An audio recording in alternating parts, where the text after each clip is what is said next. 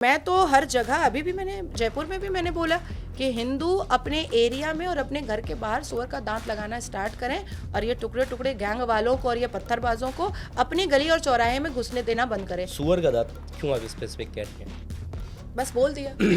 जिसको समझना है वो ठीक समझ लेंगे। देखिए ये सरफराज, शब्बीर, मोहम्मद ओवैस, मोहम्मद खैबर, मोहम्मद निसार, मोहम्मद खादिर, मोहम्मद तामिर, मोहम्मद तावीज़, ये जब तक रहेगा बलात्कार होता रहेगा। औरत का जन्म ही हुआ है सिर्फ अश्लीलता के नंगे नाच के लिए, और ये लोग हमेशा प्रमोट करते रहते हैं चार शादी को कि हम मस्जिद में जाकर के अल्लाह के घर में हम इबादत नहीं कर सकते हैं। अच्छा, प्रॉब्लम उनका है पर सजा और हम भुगत रहे हैं। तो ये है भाई, मैं तो लड़कों को बॉक्सर में देखती हूँ तो मुझे तो नहीं कुछ होता है, मुझे तो कोई प्रॉब्लम नहीं होती है, पर मुसलमान मर्दों को क्यों प्रॉब्लम होता है? अच्छा ठीक है, हमारे झुकने से प्रॉब्लम है। गैंग रेप किया था, वीडियोग्राफी की थी, और क्योंकि कांग्रेस की सरकार उस वक्त स्टेट में भी और केंद्र में भी, जब ये बात एक छोटे से पत्रकार ने छापा था तो उसको मरवाने की धमकियां तक आ गई थी।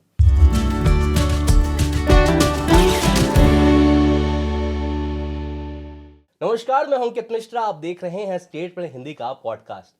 आज हमारे साथ जो शख्सियत है उनका नाम है नाजिया इलाही खान। नाजिया पश्चिम बंगाल से आती हैं, वकील हैं, साथ ही साथ बीजेपी की माइनॉरिटी विंग की मेंबर भी हैं। साथ ही साथ ये अगरीबन कहा जाए तो इस्लाम की कुरीतियों के बारे में जबरदस्त मुखर होकर के बात करती हैं। आइए स्वागत करते हैं नाजिया का। नाजिया, वेलकम टू स्टेट में हिंदी। Thank you. अपने बारे में बताएं दर्शकों को। औरत हूँ, 14 साल के बेटे की माँ हूँ, विधवा हूँ, और प्रखर होकर के बात सच्चाइयों को सामने रखना अब आदत सी हो चुकी है। अच्छा, तो आप इतना बोलती हैं मुखर होकर के, आपको डर वर नहीं लगता? हिम्मत कहाँ से आती है?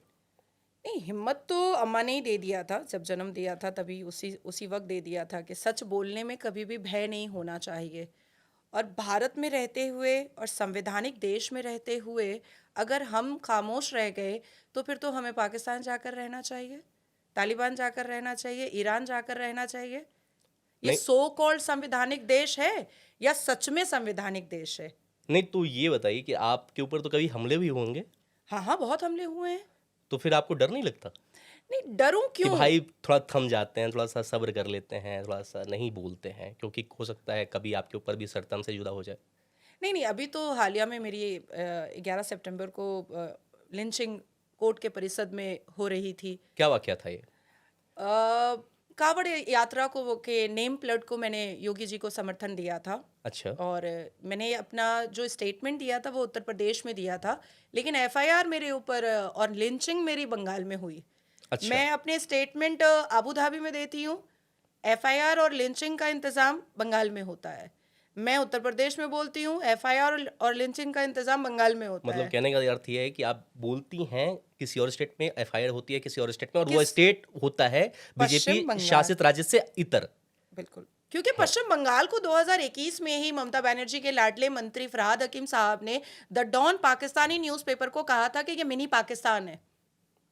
ओके, पाकिस्तान के एंकर आई थी ममता बनर्जी के लाडले मंत्री का प्रचार करने के लिए। बहुत दुर्भाग्य की बात है कि हमारे यहाँ लोकसभा इलेक्शन होता है तो राहुल गांधी का प्रचार डॉक्टर इरशाद करते हैं, जो पाकिस्तान के एमएलए हैं, और फरहाद हकीम के का प्रचार जो है और उनके टीआरपी के लिए पाकिस्तान से पत्रकार आते हैं।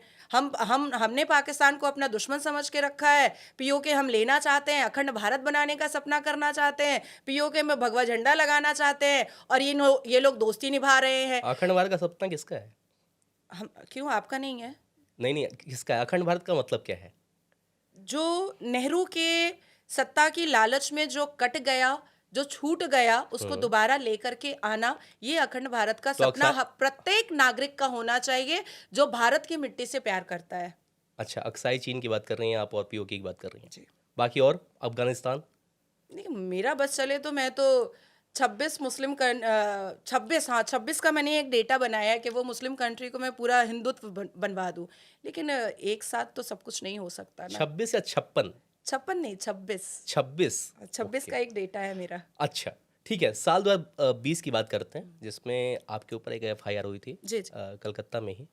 जिसमें ये कहा गया कि आप वकील हैं, सो कॉल्ड वकील हैं, कथित रूप से आप वकील हैं, और संजीव अग्रवाल ने आपके खिलाफ मुकदमा दर्ज कराया था। जी जी। दर्ज ये था कि आप उनका डाइवोर्स केस के लिए आपने उनसे 6 लाख रुपए लिए और आपने उनका मुकदमा नहीं लड़ा।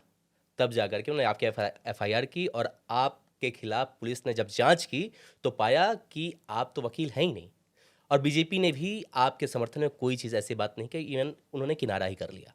नहीं, पश्चिम बंगाल में बीजेपी हर एक मुद्दे पर किनारा ही करती है। कारण? पश्चिम बंगाल में अभी चार विधानसभा में बाई इलेक्शन हो रहा है ठीक है। और सब किनारे हैं। जो कैंडिडेट है बाई इलेक्शन के, वो अपने घर के चाचा के और खाला के लड़के को लेकर के घूम रहे हैं अपना प्रचार करने के लिए। पश्चिम बंगाल में बीजेपी मुझे शायद बहुत खुलकर बोलना ठीक नहीं होगा, चाहती ही नहीं है कि वहां पर भारतीय जनता पार्टी की सरकार बने। नहीं, लेकिन आपके लिए बीजेपी ने समर्थन क्यों नहीं दिया? आप तो बीजेपी की नेत्री थी ना, 2018 में आप ज्वाइन कर ली नहीं, थी वो किसी बीजेपी। भी चीज में समर्थन नहीं करते। मैं कहूंगी जय श्री राम बुलवाओ, मैं कहूंगी भगवत गीता बंटवाओ, नहीं, मैं जबरदस्ती क्यों कहूंगी बुलवाना है? नहीं, क्यों नहीं बोलेंगे? जबरदस्ती क्यों नहीं बुलवाना नहीं, भारत में रहना है तो जय श्री राम कहना है भाई। नहीं, ठीक है, लेकिन वो स्वेच्छा से बोलेगा ना, जबरदस्ती किसी मतलब हिंदू जा करके मजार में चादर चढ़ाए वो ठीक है, वो तो उसकी चॉइस है, वो तो उसकी चॉइस है ना कि वो जाता मतलब है। हम जागरूक नहीं करें। जागरूक करिए, लेकिन जबरदस्ती मैं मत बुलवाइए। मुस्लिम हूँ, हाँ, अल कुरान में मजार परस्ती गुनाह है। ठीक है, ठीक तो है। आप भगवान राम का नाम लेने पर वहां पर जेल भेजने की धमकियां दी जाती हैं। ठीक है, लेकिन तो हिंदू कितना लिबरल रहेगा भाई? सब सही है, लेकिन आप जबरदस्ती क्यों बुलवा तो रहे हैं? जबरदस्ती तो ममता दीदी भी कर रही अगर हैं। उधर से भी आए कि अल्लाह अकबर बोलना पड़ेगा आपको, वरना आपको गोली मार देंगे। नहीं, पाकिस्तान थोड़ी है जो अल्लाह अकबर बोलेंगे। तो ये भी, अरे तो ये भी तो एक इस्लामिक राष्ट्र थोड़ी है, ये भी तो कोई एक सेक्युलर देश है ना, हिंदू राष्ट्र तो है नहीं। देखिए, ये तो नेहरू जी की देन है। अरे सेक्युलर सेक्युलर सेक्युलर। और राम गोपाल मिश्रा को 35 गोलियां, और अजमेर का एक चिश्तिया उठ करके आके बोलता है कि ये तो न्यूटन का थर्ड लॉ है, एक्शन का रिएक्शन है। तो जिसने कन्हैया के गला रही था उसको भी हम लोग चलते हैं एक्शन का रिएक्शन देने के लिए। ठीक है, अभी बात करते हैं, उस पर भी करेंगे। पहले लेकिन आप ये बताइए कि क्या मामला था 2020 का जो आपको एफआईआर आपके ऊपर हुई और आपको देखिए, गिरफ्तार किया मुझे गया? ऐसा तो नहीं है कि बेल लेने के लिए मुझे हाई कोर्ट जाना पड़ा है या सुप्रीम कोर्ट जाना पड़ा है या मैंने जेल खट लिया, ऐसा तो कुछ हुआ नहीं ना। हाँ। मुझे तो लोअर कोर्ट से ही बेल मिला है। ठीक है। और जिनका 6 लाख रुपए मैं लेकर के बैठी हूँ वो सामने आ जाएं, ले लें मुझसे। नहीं, लेकिन उन्होंने, पुलिस ने जब तहकीकात की तो पता चला कि बार एसोसिएशन से भी कि आप वहां पर अधिवक्ता है ही नहीं, तो आप क्या फॉल्स क्लेम कर रही थी? ओहो हो। तो अभी भी मैं कल भी जाऊंगी सुप्रीम कोर्ट, आ जाए पुलिस। नहीं, तो 2020 में ऐसा फिर अरे आप, तो मैं तो कह रही हूँ कि मैं कल भी रहूंगी सुप्रीम कोर्ट में। काइंडली प्लीज पुलिस आ जाए। चलिए ठीक है, अब तो अभी मामला चल रहा है कि बस अब खत्म, बाइज्जत बरी हैं आप उसमें? एकदम। चलिए ठीक है। अच्छा, लॉरेंस बिश्नोई और सलमान खान का मुद्दा बहुत चल रहा है, ज़बरदस्त चल रहा है, और अभी फिलहाल लॉरेंस ने कई बार कोशिश की सलमान की हत्या कराने की भी, कई बार उनके ऊपर फायरिंग भी करवाई, उनके घर पर भी शूट किया गया था। अभी बाबा सिद्दीकी को उसने मरवा ही दिया। तो आपका एक वीडियो बहुत वायरल हो रहा है, अच्छा, जिसमें आप कह रही हैं कि भाई मैं लॉरेंस को सपोर्ट करती हूँ, बिश्नोई समाज को वैसे सपोर्ट है करती हूँ। बहुत हैंडसम नहीं? वो आप बताएं, मेरे लिए तो लड़कियां ज़्यादा खूबसूरत लगती हैं मुझे। ओके। तो अब आपका क्या स्टैंड है कि सलमान को जाकर के सच में माफ़ी मांग लेनी चाहिए मंदिर में, राजस्थान के उस मंदिर में जाकर के जहाँ पे लॉरेंस कह रहा है, या सलमान के खिलाफ हैं आप? नहीं, मैं सलमान के तो बिल्कुल अगेंस्ट हूँ, बिल्कुल ही अगेंस्ट हूँ। और मुसलमानों ने एक स्ट्रैटेजी सेट करके रखी है। हिंदू गाय की पूजा करेंगे, मुसलमान गाय को काट के खाएंगे। हिंदू काले हिरण की पूजा करेंगे, सलमान खान जैसा मुसलमान दारू का चखना बनाकर काट के खा लेगा। हिंदू बेटियों की पूजा करेंगे तो फ्रिज में पाई जाएंगी बेटियां, या धर्म धर्म परिवर्तन करा दिया जाएगा या रेप कर दिया जाएगा। मतलब हिंदू जिस चीज की भी पूजा करेगा, मुसलमान या तो काट के खाएगा या तो काट के फ्रिज में तो आप रखेगा। कहना चाहते हैं कि सलमान खान ने इंटेंशनली मारा था हिरण, हाँ, इसलिए क्योंकि बिल्कुल। वो सनातन धर्म के खिलाफ है? अय्याश है, एक नंबर का अय्याश है, एक नंबर का लौंडियाबाज है। सलमान खान की एक अच्छा ही मुझे कोई बता दे आकर के सामने। मुनव्वर फारूकी को जिस हिसाब से सलमान खान ने समर्थन दिया है, बिल्कुल नहीं देना चाहिए, बिल्कुल नहीं। नहीं, मुनव्वर फारूकी को भी उसने कह दिया है कि अब हिट लिस्ट में मेरे वो भी है, तो पुलिस ने रहेगा ही, उसको क्यों सुरक्षा नहीं? दी है। मैं पूछना चाह रही हूँ कि अगर कोई हिंदू जिस हिसाब से सनातन धर्म के देवी देवताओं या पूजनीय चीज़ों को मलाइन किया जाता है या गाली गलौज किया जाता है मुसलमानों के द्वारा, अगर मुसलमानों के मजहब के आकाओं को अगर हिंदू मलाइन करे तो क्या कोई बर्दाश्त करने को तैयार है? तब तो हो गया गुस्ताखे रसूल की सजा, सरतन से जुदा। लेकिन मुझे ये बताइए कि सलमान को क्या सच में पता था कि ये उससे बिश्नोई समाज का इतना खास होता है तो हिरण? इतना बड़ा जाहिल है तो परे रहना चाहिए ना इन सब चीजों उसने से। शूटिंग करने के दौरान शिकार कर दिया। वो उसके बाद उसपे कोर्ट पे सजा भी हुई, बाद में वो बरी भी हुआ। आपके हिसाब से तो एनिमल प्रोटेक्शन डिपार्टमेंट को ही बंद हो जाना नहीं तो चाहिए। लेकिन खुलेआम किसी को गोली मरवा देने का अधिकार कौन देता है? नहीं, किसी के पूजनीय भगवान को आप काट करके दारू के साथ चखना में मिलाकर खाना ठीक रहता है? नहीं, लेकिन अगर चीज ये है कि उसने उसको कोर्ट ने बरी किया ना।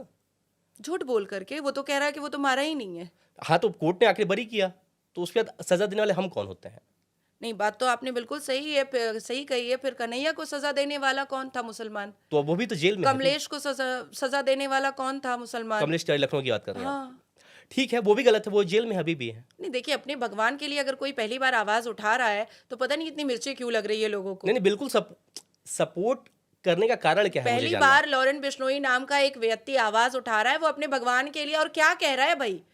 उसने तो किसी मजहब को ठेस नहीं पहुंचाया ठीक है। है, उसने किसी के धर्म को ठेस नहीं पहुंचाया है। उसने है। क्या कहा है कि आप आकर के माफी मांग लो। ठीक है। तो माफी मांगने में इतना क्या हो रहा है नहीं, उसको? मेरा कंसर्न है क्या वो सलमान खान? बिल्कुल सही बात है, लेकिन कंसर्न ये है कि क्या आप जैसा कह रही हैं कि वो हिंदुओं के जानबूझ के उसने अटैक किया, ऐसा आप कह रही हैं कि उसके सलमान खान ने हमेशा उन्हीं मुसलमानों को तरजीह दी है जो मुसलमान जिहादी माइंडेड होते हैं। आखिर सलमान खान की एक चेली सना खान, उसका क्या लेना देना है मुफ्ती तारिक जमील से? क्या रिश्ता है? अचानक से बिकिनी वाली लड़की ने हिजाब पहना, चलो ठीक है, हिजाबन बनी, ठीक पर है। जिहादन क्यों बन रही हो भाई? कैसे जिहाद कर रही है बताइए? उसने अपने बेटे का नाम सना खान ने रखा है जूनियर तारिक जमील। कि सना खान ने डायरेक्टली और इनडायरेक्टली ये कह दिया है कि भारत में मुफ्ती, कारी, मुअज्जिन, इमाम जितने हैं सब फालतू हैं। पाकिस्तान का तारिक जमील ही अल्लाह का बंदा है। भारत में रहने वाले मुफ्ती जो है, कारी जो है, वो सब बेकार है सना खान की नज़रों में। और दूसरी बात ये आती है कि या तो फिर अब तक सलमान खान का बहुत अच्छा रिलेशन दाऊद इब्राहिम से है और इसलिए सना खान को उसने अपनी दलाल बनाया है पाकिस्तान और भारत करते आप रहने बहुत के बड़ा लिए। बोल्ड स्टेटमेंट दे रही हैं। हाँ ठीक है, दे रही हूँ, पूरी जिम्मेदारी से दे रही हूँ। प्रूव कर सकती हैं आप? प्रूफ तो जब होगा बिल्कुल कर दूंगी। सना खान क्यों जाती है दुबई? सना खान क्यों जाती है अबू धाबी? सना खान क्यों मिलती है दुबई में जाकर के मुफ्ती तारिक जमील से? क्या बातें दोनों के बीच में होती हैं? साल में 5 बार अबू धाबी और दुबई में मुफ्ती तारिक जमील से कौन सी मीटिंग होती है सना खान की? बता दे मुझे सना खान। पर्सनल रिश्ते भी हो सकते हैं, दोस्ती हो सकती है। पता नहीं, मेरी तो दोस्ती नहीं हो रही है। आपकी नहीं है, उनकी है। नहीं, तो मैं हम तो जज अपने कैसे कर बेटे का सकते नाम हैं? नहीं रख सकती पाकिस्तान के मुल्लाओं पर। मैं भी तो मुसलमान हूँ। वो अलग बात है, लेकिन ये तो नहीं, चॉइस है पाकिस्तानी ना। मुल्लाओं पर तो मैं अपने बेटे का नाम नहीं रख सकती। मुसलमान तो मैं भी करीना हूँ। कपूर ने भी तो अपने बेटे का नाम तैमूर रखा था, तो अब इसका मतलब ये थोड़ी है कि वो अभी तो हालिया में सैफ अली ने बता भी दिया कि भाई इस देश के लिए राहुल गांधी बहुत अच्छे हैं। नहीं। तो लेकिन उनके कंसेप्ट बिल्कुल क्लियर है। नाजिया जी, मेरा ये कहना है कि भारत के मुसलमानों के कंसेप्ट तब भी क्लियर थे जब वो लोग जा करके यासिन मलिक के साथ बैठा करते थे और याकूब मेमन से मिला करते थे, तब भी क्लियर थे। अब आप लोग अगर कंफ्यूज है तो ये आप लोगों का प्रॉब्लम नहीं, है। लेकिन नाम रखना तो खुद की चॉइस हो सकती है ना, इसमें किसी को लिंक क्यों करना है, मुझे नहीं समझ आ रहा है। तो अब कोई और भी नाम रख देगा, अली नाम रख देगा, तो अली तो मोहम्मद बहुत नाम होते हैं, बहुत लड़कों मोहम्मद के। नहीं, हिंदूज रखेंगे, कुछ रखेंगे। हिंदू तो उसमें संस्कृत नाम सरतन रखते से हैं जुदा का मोस्टली। नाम नहीं नारा नहीं होना चाहिए फिर। अच्छा ठीक है, मतलब आप क्या कहना है कि सलमान खान जानबूझ के ये काम किया है, इंटेंशनली इंटेंशनली, इंटेंशनली और उसको जाकर के माफी मांग ही लेनी चाहिए। एकदम एकदम माफी मांग लेनी चाहिए और अपना अहंकार, अपना गुरूर तोड़ना चाहिए, खत्म करना चाहिए। 2 करोड़ की गाड़ी मंगवा रहा है दुबई से, 2 करोड़ गरीब में बांट देता तो कुछ भला हो जाता। नहीं, वो चैरिटी करते हैं, ऐसा नहीं, बीइंग ह्यूमन के फाउंडेशन से उनकी चैरिटी बीइंग भी ह्यूमन का टर्नओवर कितना है पता है आपको? बताएं आप। चैरिटी करता है, कल्पना से बाहर है। लोगों को ठगने का ना एक बहुत बड़ा स्कोप बना करके सलमान खान रखा है और कुछ नहीं रखा है। और क्या था बाबा सिद्दीकी से इतना अच्छा रिलेशन? किस चीज़ का था? दाऊद इब्राहिम से क्या रिलेशन है? ये तो अभी मीडिया में आप लोग बोल रहे हो ना, लेकिन ऐसा अभी कंफर्म थोड़ी हुआ नहीं है। नहीं, तो फिर सलमान खान सामने आकर के कहे कि जो बोल रहे हैं वो गलत बोल रहे हैं। तो आप ही प्रूव कर दें कि उनके रिलेशन थे बाबा सिद्दीकी वक्त के। आएगा तो जरूर कर देंगे। वक्त वक्त आएगा अब तो आप ये लॉरेन बोल दे रही बिश्नोई हैं और के फिर कह रही लिए, हैं कि वक्त आएगा तो आएगा बोलेंगे। तो लॉरेन बिश्नोई के लिए काले कोर्ट में खड़े भी हो जाएंगे। नहीं, लॉरेंस बिश्नोई के लिए तो बहुत लोग खड़े हो जाएंगे, मैं भी खड़ी हो जाऊंगी। लेकिन चीज ये है कि बताइए कि बच्चा तो भारत का ही है ना। भारत का तो सलमान खान भी है, आप उसके लिए क्यों नहीं खड़ी हो रही हैं? हाँ, लेकिन रिश्ता बहुत अच्छा है, खूबसूरत है दाऊद इब्राहिम के साथ। ये तो आप कह रही है ना, आप पाकिस्तान के ये साथ। प्रूफ तो नहीं है ना। देखिए बिग बॉस आता है, बिग बॉस के देखने वाले जितने भारत में नहीं है उससे ज्यादा पाकिस्तान में है। अच्छा, कैसेट जाती है, पूरी बजावते कैसेट जाती है कि पाकिस्तान में इसको दिखवाया जाए। तो वो तो बहुत सीरियल्स ऐसे जो हैं पाकिस्तान के, वो इंडिया की भी लड़कियां बहुत देखती हैं, तो इससे इसका क्या अर्थ है? देखना नहीं चाहिए, मुझे ऐसा क्यों, लगता ऐसा है। क्यों? नहीं, जो है वो है। जो चीज़ अच्छी लगी, अच्छी लगी। आपने मुझे मेरे थॉट्स को जानने के लिए बुलाया है ना, तो मैं मेरा थॉट बता रही हूँ कि नहीं देखना चाहिए। पाकिस्तान जितना बर्बाद है, अच्छा, और अल्लाह करे कि डबल ट्रिपल बर्बाद हो जाए, कब्रिस्तान में तब्दील हो जाए। पगलिस्तान तो वो है ही। चलिए ठीक है। अच्छा, बात करते हैं इस वक्त जम्मू कश्मीर के बारे में। हाँ जी, आर्टिकल 370 हटने के बाद 10 साल बाद वहाँ पर चुनाव हुए। बहुत खूबसूरत चुनाव हुआ, मैं गई थी। चुनाव हुआ जिसमें नेशनल कॉन्फ्रेंस को 42 सीट मिली, जी। कांग्रेस को 6 और बीजेपी को 29 सीट मिली। अच्छा, बीजेपी ने जितनी सीट जीती वो जम्मू क्षेत्र में जीती, जबकि बीजेपी ने कश्मीर से लगभग कई मुस्लिम कैंडिडेट उतारे थे। ऐसा क्या है कि कश्मीर वाले आज भी बीजेपी को सपोर्ट नहीं कर रहे हैं और उनके खिलाफ ही बगावत करते हैं, देखिए जम्मू और जिसके कारण बीजेपी का खुद का कोर वोटर भी बात नाराज होता है? देखिए जम्मू एंड कश्मीर और हरियाणा के इलेक्शन से एक चीज़ बिल्कुल साफ क्रिस्टल क्लियर हो गई कि हिंदू जो हैं वो अब ना बटेंगे और ना कटेंगे, एक रहेंगे नेक रहेंगे। लेकिन मुसलमान में 25 करोड़ की आबादी है हमारे भारत में, 22 करोड़ अभी भी कांग्रेस को अपना आका मान रहा है। क्यों? उसकी एक बहुत बड़ी वजह है, बहुत बड़ी वजह है। आप कश्मीर वैली में जाइएगा, वाकई में बीजेपी ने वहाँ से वोट नहीं कलेक्ट कर पाया। खाड़ी में जाइएगा, ठीक है। तो वहाँ पर भी नहीं कलेक्शन कर पाया बीजेपी। मुसलमानों को चाहिए 1,000 रुपये पत्थर मारने के लिए, जो बीजेपी नहीं देगा। मुसलमानों को चाहिए 1 लाख रुपए रेप करने के लिए, जो बीजेपी नहीं देगा। जाहिल मुसलमानों को मज़ार परस्ती करवा करके, चादर और लुकुमदाना दिलवा करके उनको पैसा इकट्ठा करना है, इजी मनी इनकम करना है, ठीक है। जो बीजेपी नहीं देगा। बीजेपी का नारा है भाई शिक्षा की तरफ, पसमानदा मुसलमानों को शिक्षा की तरफ आगे लेकर आने के लिए हमारे आदरणीय प्रधानमंत्री जी ने कितने स्पीचेस दिए हैं। सारे स्पीचेस में वो पसमानदा मुसलमान को आगे लेकर आने के लिए और शिक्षित करने की वो बात करते हैं। कारण क्या है नहीं आ रहा है सपोर्ट में भी मुसलमान? यही तो मैं जानना चाहता यही हूँ। तो मैं कह रही हूँ कि कांग्रेस जो है और फारूक अब्दुल्ला साहब, आपको याद होगा कि 1989 से 1991 तक में जब एयरफोर्स ऑफिसर की मृत्यु हुआ करती थी, जब नर्स को उठाया जाता था, जब कश्मीरी पंडित की बेटियों का नरसंहार हुआ करता था, तो यही फारूक अब्दुल्ला साहब है जो कश्मीर वजीर डिस्को बोल करके जश्न मनाया करते थे, गोल्फ खेला करते थे। और उनको पता रहता था, क्योंकि वो चीफ मिनिस्टर थे भाई, उनको पता रहता था कि फलाना एयरफोर्स का इसलिए मृत्यु हुआ, इसलिए मर्डर हुआ है क्योंकि वो हिंदू है। फलाना नर्स का इसलिए रेप हुआ है क्योंकि वो हिंदू है।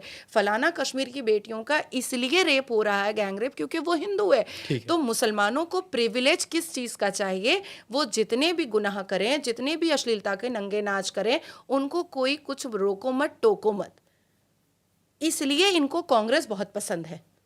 अच्छा, वरना कोई और कारण नहीं है? और कोई कारण नहीं है, कोई कारण नहीं है। आज मुझे कोई बोलेगा कि कांग्रेस में से आपको राज्यसभा बनाया जाएगा, आप जाइएगा, मैं कहूंगी राम राम भाई। कहीं ऐसा तो नहीं गुजरात दंगे के कारण कभी भी मुसलमान सपोर्ट नहीं कर पाते हैं इनको?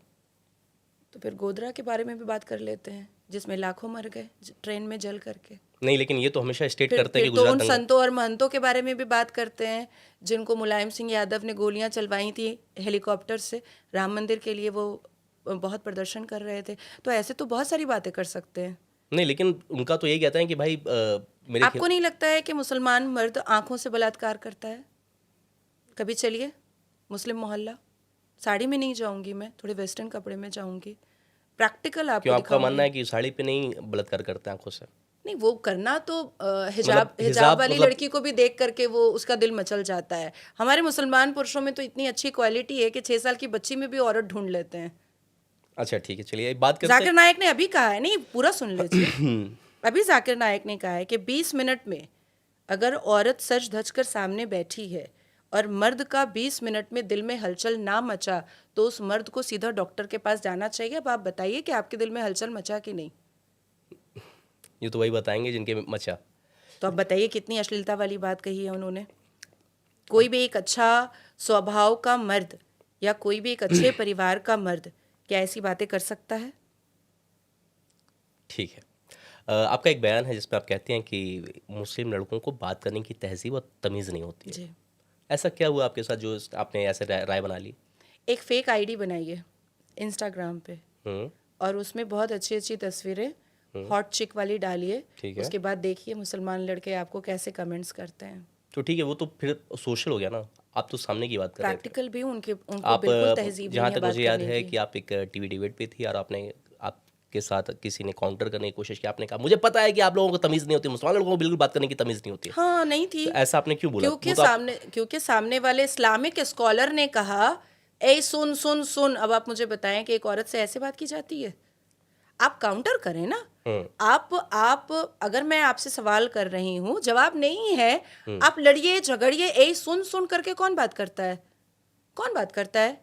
तो ठीक है, आप उनको बोल सकते थे कि इसमें मुसलमान नहीं, शब्द ये तो क्यों मुझे उठाया? पता है कि उनको तहजीब नहीं है। ठीक है, इसमें मुसलमान आपने जनरलाइज क्यों कर दिया कि मुसलमान लड़कों क्योंकि मुसलमान मर्दों को बात करने की तहजीब नहीं है। उनके अंदर डिक्टेटरशिप बहुत ज्यादा होता है। उनकी नजरों में औरत की औकात सिर्फ बिस्तर पर होती है। उनकी नजरों में औरत बनी ही है बिस्तर पर उनके डिजायर्स को पूरा करने के लिए। उनके लिए औरत का जन्म ही हुआ है सिर्फ अश्लीलता के नंगे नाच के लिए। और ये लोग हमेशा प्रमोट करते रहते हैं चार शादी को। इनको फोरसम बहुत पसंद है। अब आप मुझे बताएं कि किस हिसाब से असदुद्दीन अवैसी लोकतंत्र के मंदिर के अंदर हमारी प्यूबर्टी की बात करता है। क्या बोला था उन्होंने? Age of puberty is age of marriage.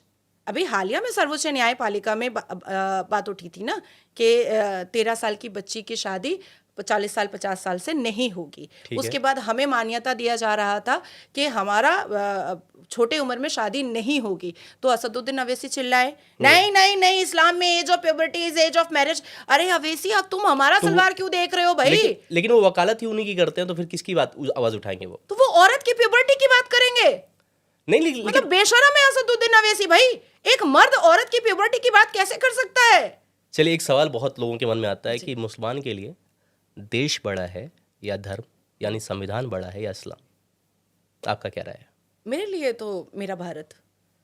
और बाकी आप जिस मुसलमान को कोट कर रही हैं उनके लिए क्या बड़ा है? उनके लिए इस्लाम बड़ा है। पता कर लीजिए। कारण? देखिए, इस्लाम में पुरुषों को बहुत प्रिविलेज है। ठीक है। बहुत प्रिविलेज है। इस्लाम में पुरुष जितने आराम से पूरी फ्लेक्सिबिलिटी के साथ अपने अश्लीलताओं को पूरा कर लेते हैं, वो संविधान में वो नहीं कर सकते हैं। आप कहना चाहते हैं क्या संविधान इस बात की इजाज़त देगा कि आप 9 साल की बच्ची से निकाह कर लो? क्या संविधान इस बात की इजाज़त देता है कि आप 4 बीवी एक साथ रखो? क्या संविधान इस बात की इजाज़त देता है कि आप अपनी कज़न से शादी कर लो, अपनी फुफ्फो से शादी कर लो, अपनी चाची से शादी कर लो, चाचा मर जाए तो? लेकिन इस्लाम इस बात की इजाज़त देता है। तो इस्लाम में इतना सारा प्रिविलेज है। तो संविधान तो ये भी देता है ना कि अपने धर्म का पालन कर सकते हो, तो वो अगर कर रहे हैं तो क्या गलत है? लेकिन ये जो गंदगी कर रहे हैं, ये जो बेहूदगी कर रहे हैं। नहीं, तो उनके धर्म के हिसाब से कहा गया ना 4 शादी कर सकते हैं। अगर वो अपने धर्म का पालन कर रहे हैं तो क्या गलत है, मुझे बताएं आप। अब यहाँ रहना है तो संविधान तो मानना होगा ना। कहाँ रहना? आप बेसिकली कोट कर रही हैं कि यहाँ रहना, यहाँ रहना किसका है? नहीं, ये यहाँ रहना है तो संविधान मानना होगा। मान तो रहे ना, वो संविधान तो उनको अधिकार देता है कि अपने धर्म को अच्छे से आजादी से जी धर्म सकते को हैं। मानो, हाँ, तो नमाज पढ़ो, तो उनका धर्म यही कहता नमाज है। पढ़ो, मस्जिद जाओ, ईद मनाओ, बकरीद मनाओ, मुहर्रम मनाओ। ठीक है। लेकिन आप संविधान से परे नहीं जा सकते हैं। आप अगर दूसरी शादी एक बीवी के होते हुए करेंगे तो आपको 7 साल जेल जाना पड़ेगा। लेकिन आपके सामने आपका दोस्त मुसलमान 4 बीवी लेकर घूमेगा और आपको चढ़ाएगा।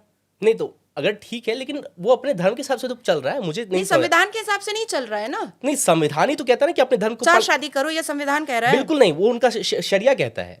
तो हम शरिया पे चलेंगे? नहीं, बिल्कुल नहीं, हम संविधान पे चलेंगे। लेकिन संविधान तो उनको इजाजत देना कि अपने शरिया उनको छोड़ना पड़ेगा। और वैसे भी ये शरिया हमारी अलहामी किताब नहीं है। ठीक है। ये शरिया ब्रिटिश और जिन्ना का बनाया हुआ है।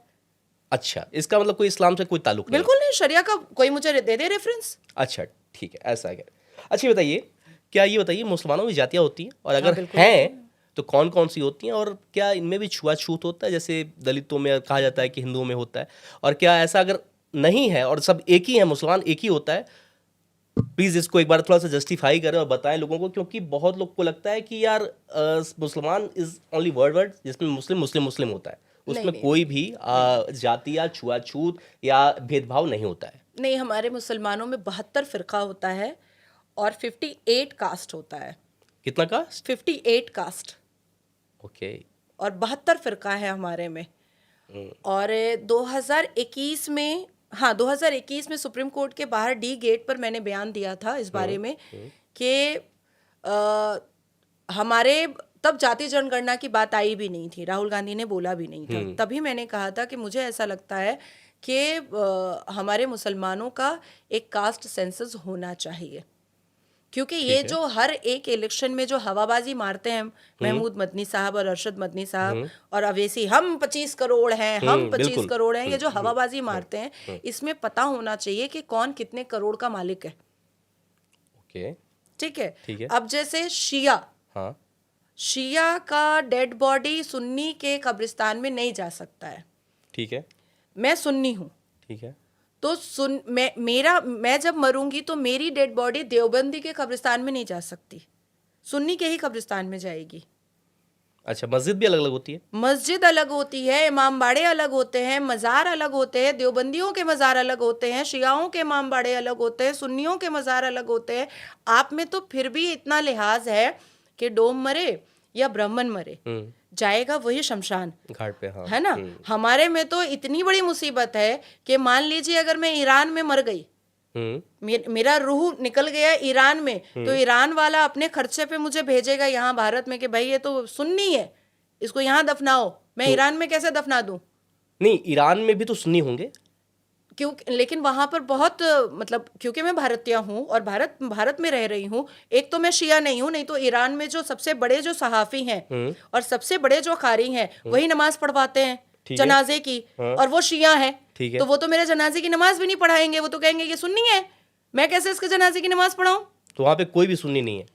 I और अगर think सुन्नी हो तो 90% वहां पे कोई मतलब आप दफना नहीं सकते? नहीं, जैसे आप क्या देखो देश का भी पाकिस्तान कॉन्सेप्ट इसमें मैटर करता है क्या? बहुत बड़ा है। अगर इसको बहुत खूबसूरत तरीके से, मुझे ऐसा लगता है अगर केंद्र की सरकार ले और इसको डॉक्टर एस जयशंकर बात उठाएं तो ये एक बहुत बड़ा कंसेप्ट उठ करके आएगा।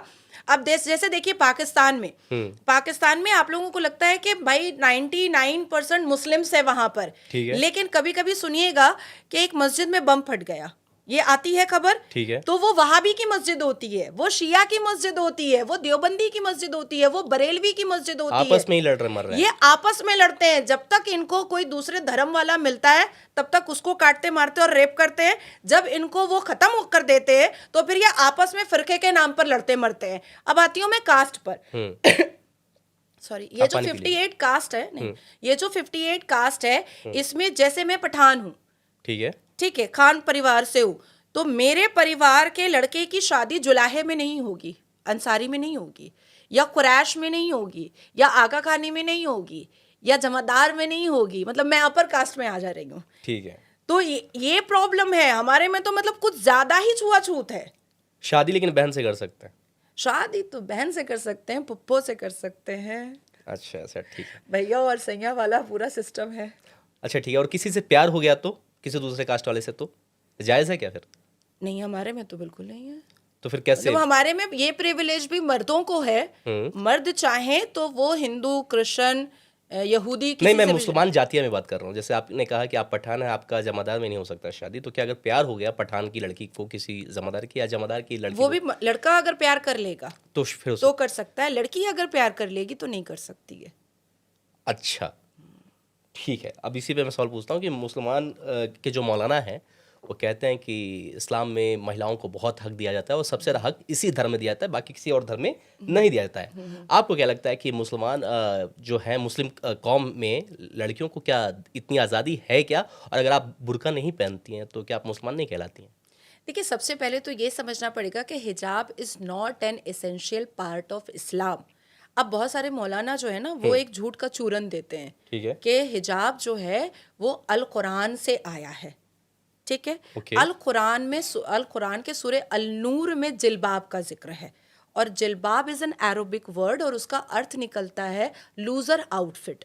अब हम चले जाते हैं थोड़ा सा 630 AD में, ठीक है, मिस्र में और मदीना में क्या होता था, इस्लाम कबूल करवाने के लिए अशरफियाँ दी जाती थीं और ऊँट दिया जाता था, और साथ साथ लौंडियाँ और बांदियाँ भी दी जाती थीं कि आप इस्लाम कबूल करो। और उस वक्त क्या होता था कि औरतों को शरीर के हिसाब से दिया जाता था, जो भरी भराई होती थी उस पर लोग जल्दी इस्लाम कबूल करके उसको अपनी लौंडिया बना लिया करते थे। जो सूखी पतली होती थी उसको उतना प्रिविलेज नहीं ठीक है। दिया जाता था। तो इसलिए जब वो कन्वर्शन कराने का सिलसिला खत्म हुआ, पर वो ठरकबाजी तो रह गई ना लोगों के दिल में, तो लोग क्या करने लगे कि रोड रोड पर राह चलते चलते लड़कियों को छेड़ा जाता था। तो जिब्राइल अलैहिस्सलाम ने अबू मरतहत से कहा, ये अल्लाह का मतलब पैगाम था कि जा कर के प्रॉफिट को कहो कि अपनी अपने घर की बहू बेटियों को ढक कर निकालें, अच्छा, बचने के लिए। बचने के लिए। तो जब उनको ढका गया, एक लूजर आउटफिट दिया गया कि ऐसा आउटफिट पहनो कि तुम्हारे ग्रूव्स, तुम्हारे मूव्स, तुम्हारे फिगर का जो कट्स है वो नजर ना आए, और साथ में चेहरा भी ढक लो कि छेड़ने वाला, आपको रोड पर मलेस्ट करने वाला इस दुविधा में रह जाए कि इस पर्दे के पीछे मेरी माँ है, मेरी बहन है, मेरी बेटी है, कौन है, तो वो कंफ्यूज रह जाएगा और आप पूरे सुरक्षा से घर के अंदर आ जाइएगा। तो हिजाब, अबाया, निकाब, बोरखा ये हमारे अल कुरान में कहीं पर लिखा हुआ है ही नहीं। अच्छा, लेकिन ये तो फिर एक कह सकते हैं कि अच्छी भी चीज़ सोच थी कि अगर अगर आप ढक के रख रहे हो अपने आप को और पता चलेगा कि आपकी बीबी है, मम्मी है, कौन है, तो आप किसी भी गलत सोच के साथ नहीं ग्रसित होगे और आप इट्स ओके कि हाँ फाइन।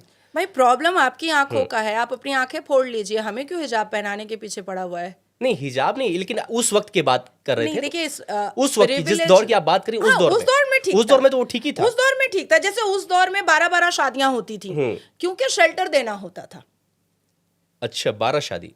जैसे अब जंग होते थे, जंगों में किसी के पिता मर गए, किसी के मामू मर गए, किसी का पूरा परिवार उजड़ गया, बच्ची जो है, लड़की जो है वो लावारिस हो गई है, अब कोई उसको अपने पास रखेगा तो उसके ऊपर बहुत सारे एलिगेशंस आएंगे, तो इट्स बेटर के निकाह के अंदर लेकर के उस लावारिस बच्ची को शेल्टर दे दो, संरक्षण कर लो। हाँ। लेकिन अभी क्या है कि अभी तो लड़कियां चीजें बदल independent गई हैं, समाज तो बदल हम गया भी है, तो बदलेंगे ना तो ये सीधे उस सीधे, हिसाब से आप कहना ये सही है, ठीक है ना? अच्छा, ये बताइए कि मस्जिद में मुसलमान लड़कियों की एंट्री बैन है।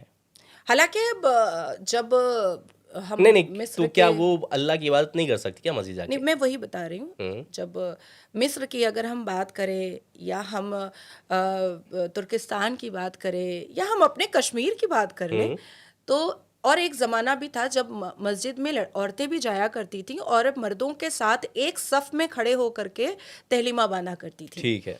लेकिन उसके बाद फिर कुछ कारी और मुफ्तियों ने कहा कि लड़कियां जब रुकू में झुकती हैं और सजदा करती हैं तो उनको करंट लग जाता है, उनको प्रॉब्लम हो जाता है, उनका वजू टूट जाता है। अब अच्छा। यहाँ पर भी मर्दों का प्रॉब्लम है, भाई वो अपने नफ्स पर कंट्रोल नहीं कर पा रहे हैं, लेकिन सजा हमको भुगतना पड़ रहा है आज तक कि हम मस्जिद में जाकर के अल्लाह के घर में हम इबादत नहीं कर सकते हैं।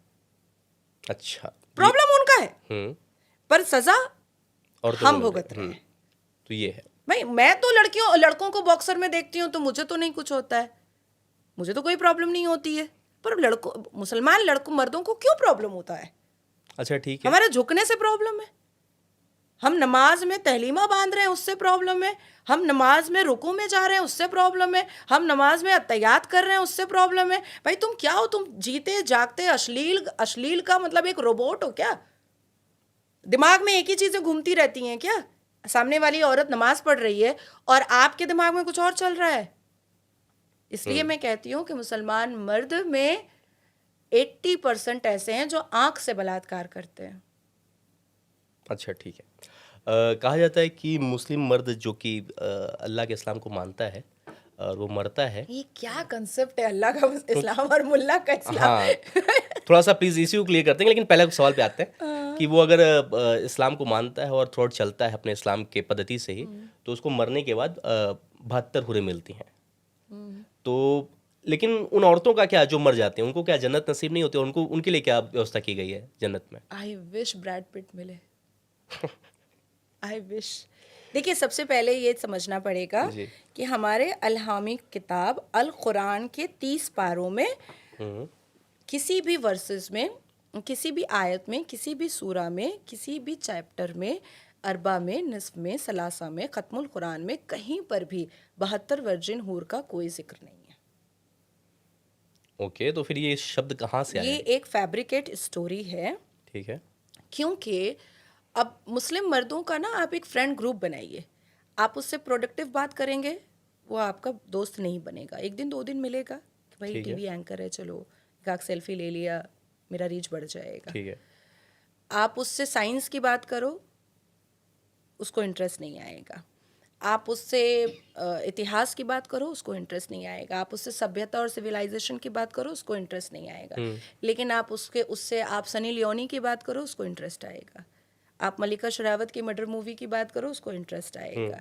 तो इसलिए 72 वर्जिन हूर का कंसेप्ट क्रिएट किया गया ताकि मुसलमान जवान लड़कों को जिहाद के लिए, पत्थरबाजी के लिए और दूसरे धर्म की बहू बेटियों को की ज़िंदगी को बर्बाद करने के लिए उनको तैयार किया जाए कि तुम अगर मर भी जाते हो तो तुम्हारे लिए तो कोठा और चकला जन्नत में भी मौजूद है। बस जाओगे और 72 वर्जिन हूर 135 फुट की तुमको मिल जाएगी। अच्छा, ये भी एक प्रॉब्लम है कि ये 5 फुट 8 इंच और 6 फुट के ये मर्द ये 135 फुट की हूर के साथ करेंगे क्या? सीढ़ी लेके जाएंगे? अच्छा, ठीक है। पहले तो आपने एक शब्द बोला कि जिहाद। जिहाद बहुत कॉइन हो रहा है, बहुत शब्द, लव जिहाद, लैंड जिहाद। पहली चीज़ तो जिहाद होता क्या है, और लव जिहाद और लैंड जिहाद क्या है एक्चुअल? सच में क्या ये कॉन्सेप्ट रियल है या जस्ट कोट किया जा रहा है राइट फिंगर के थ्रू? ये एक बहुत बड़ा एलिगेशन हमारे ऊपर लगता है कि हम कोट करते हैं, लेकिन सबके प्रूफ हमारे पास होते क्योंकि हैं। वो भी कहते हैं कि भगवा ट्रैप भी हो रहा है। देखिए, जिहाद के 2 मीनिंग है जो हमारे अल कुरान में है। ठीक है। एक है कि आप अपनी बुराइयों से जिहाद करें। सपोज के मैं सिगरेट पीती हूँ, जिहाद कर लिया एक दिन, अब नहीं पीऊंगी। जिहाद मतलब संघर्ष, स्ट्रगल करिए। हाँ, अपनी बुराइयों से ठीक है। लड़ना कहते हैं कि उन चीज़ों से लड़िए जो लड़िए। चीज़। हाँ, ठीक है। और एक ये जिहाद तो अच्छा होता है शब्द। हाँ बिल्कुल। हाँ। और उसी की दूसरी आयत में है कि जो भी अल्लाह को ना माने, प्यारे रसूल को ना माने, ठीक है। और अपने लिए कुछ और अल्लाह के बराबर पूजनीय चीज़ों का इस्तेमाल करे, उसके लिए भी जिहाद जायज़ है। अल्लाह के बराबर पूजनीय चीज़ यानी? जैसे मेरे लिए अल्लाह तबारक ताला पूजनीय है ओके। और आपके लिए भगवान राम पूजनीय है। ठीक है। अब मैं आपसे मिली हूँ तो मैं आपको कन्विंस करूँगी ठीक है। कि देखिए, आपका भगवान कुछ नहीं है। अच्छा। आपके भगवान में कोई ताकत नहीं है, वो मिट्टी का बना हुआ सिर्फ एक पुतला है जिसको आपके ही किसी मिट्टी के कुम्हार ने बनाया होगा। रॉ सुन लीजिए जो होता है एक्चुअली में। ओके।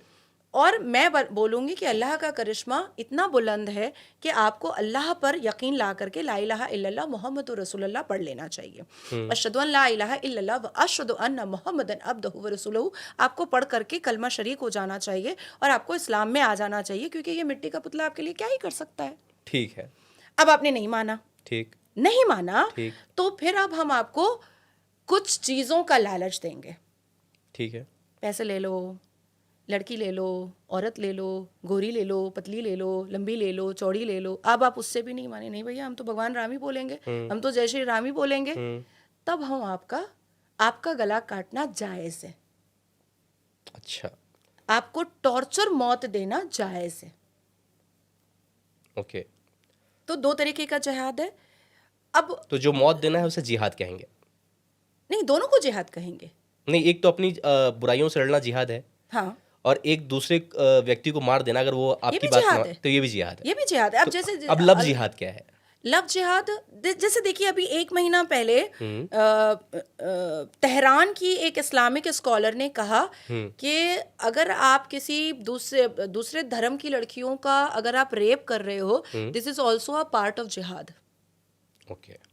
ये उनका आर्टिकल आया भाई। और मैं जो मुसलमान को सबसे ज्यादा पसंद है, अल जजीरा में छपा है, और उन्होंने स्कार्फ वगैरह बांध करके उस महिला इस्लामिक स्कॉलर ने खुद आर्टिकल लिख करके दिया है कि गैर धर्म की लड़कियों का रेप करना इज़ अ पार्ट ऑफ जिहाद। अभी आप उसका फिर से मैं आपको मिसाल दे देती हूँ। इजराइल की बहू बेटियों का जब रेप हो रहा था, हमास और फ़लस्तीन कर रहा था, तो आप देखिएगा उठा करके नारे 7 अक्टूबर तकबीर 2023 की बात कर रही हैं आप? नारे तकबीर अल्लाह अकबर के नारे पर हो रहा था। अच्छा। वही नारे तकबीर और अल्लाह अकबर पर हम नमाज का तहलीमा बांधते हैं, तो जिहाद कैसे, रेप कैसे हो सकता है? तो इसलिए दोनों जिहाद को एक्सेप्ट करना पड़ेगा कि दोनों जिहाद है। अब जो अच्छे मुसलमान हैं, जो एपीजे अब्दुल कलाम जैसे मुसलमान हैं, जो तारिक फतेह जैसे मुसलमान हैं, वो भाई पहला वाला जिहाद एक्सेप्ट करते हैं कि जो हमारे अंदर बुराई है हम उसको ख़त्म करेंगे। लेकिन जिस भारत में हम रहते हैं या जिस देश में हम रहते हैं, हम उसके संविधान को मानेंगे। ठीक है। अब लैंड जिहाद क्या है? लैंड जिहाद, उसको क्यों जिहाद से टर्म किया गया? देखिए पहले समझना पड़ेगा कि वक्फ बोर्ड का जिक्र ना ही हमारे संविधान में है और ना ही हमारे अल कुरान में है। ठीक है। ठीक है, वक्फ है क्या, वैसे आप बताएं पहले तो। नहीं, हमारे में तो फितरा है, ज़कात है। ठीक है। हमारे में तो यही है। हमारे में तो किसी का हेल्प करो तो दूसरे हाथ को पता नहीं चलना चाहिए अगर आप ठीक किसी है। को हेल्प कर रहे हो। वक्फ क्रिएट किया हुआ है ब्रिटिश और जिन्ना का। अच्छा। ठीक है। अब हालांकि ब्रिटिश ने इसको क्रिएट किया था कि आप सोशल वेलफेयर मुस्लिम कम्युनिटी का किया जाए। अब इसमें भी दो बातें आती हैं। अगर सोशल वेलफेयर मुस्लिम कम्युनिटी का हुआ वक्फ बोर्ड के तहत, तो आज मुसलमान अब तक छाती क्यों पीट रहा है कि वो बहुत गरीब है, बहुत पसमानदा है। सच्चर कमीशन की रिपोर्ट के हिसाब से हम मुसलमान जो हैं वो दलित से भी पीछे हैं शिक्षा में। ठीक है। सच्चर कमीशन की रिपोर्ट ही बताती है कि 2000 करोड़ का रेवेन्यू वक्फ बोर्ड उठाता है हर साल। सच्चर कमीशन की रिपोर्ट ही बताती है कि वक्फ बोर्ड जो है वो इस भारत में 3rd लार्जेस्ट पोजीशन पर है आर्मी और रेलवे के बाद, है ना। सच्चर कमीशन की रिपोर्ट बताती है कि कई मुसलमानों के लिए बहुत सारे एडुकेशन चीज़ें या बहुत सारी चीज़ें ओपन हुई हैं वक्फ बोर्ड के लिए। लेकिन जब जेपीसी में ये मामला गया और हम लोगों ने, मैंने बंगाल का, बिहार का, झारखंड का और मैंने महाराष्ट्र का सर्वे मैंने किया और कर के मैंने माइनॉरिटी किरण रिजिजू जी को मैंने सबमिट किया है। ठीक है। जिसमें मुझे ये पता चला है कि एक ऐसी डिस्ट्रिक्ट है जहाँ पर स्कूल खुला ही नहीं है वक्फ बोर्ड पर, मज़ार खुला है, इमामबाड़ा खुला है, कब्रिस्तान खुले हैं, मस्जिदें खुली हैं और सबसे ज्यादा मज़ार पर फोकस किया गया है क्योंकि मज़ार से आमदनी ये शिक्षा होती पे है। बात नहीं हुई है। शिक्षा पर कोई बात ही नहीं हुई है। तो अब बात आती है कि जिस वक्फ बोर्ड को संविधान से परे हट करके, अल कुरान से नाउजुबिल्लाह परे हट करके, क्योंकि दोनों में भी वक्फ बोर्ड का कोई जिक्र नहीं है, परे हट करके अगर मुसलमानों के सोशल वेलफेयर के लिए खोल भी दिया गया तो भाई हमारा करो ना वेलफेयर। इसको तो तुमने लैंड जिहाद बना दिया है। इस्लाम है 1450 साल पुराना, 1500 साल की मंदिर कैसे हो सकती है वक्फ बोर्ड की? ठीक है। लेकिन ये बताइए कि अगर आप कह रही हैं तो मुसलमानों को तो कोई दिक्कत नहीं वक्फ बोर्ड से, वो तो कहते हैं, चाहते हैं कि वक्फ बोर्ड रहे। नहीं, आप तो कह रहे हैं कि डीप डाउन चाहिए। तो फिर डीप डाउन चाहिए। इस देश में तकरीबन आई थिंक 1,23,000 से ऊपर, जो मेरे पास डेटा है, 1,23,000 से ऊपर मुसलमानों ने वक्फ बोर्ड के खिलाफ केस किया है।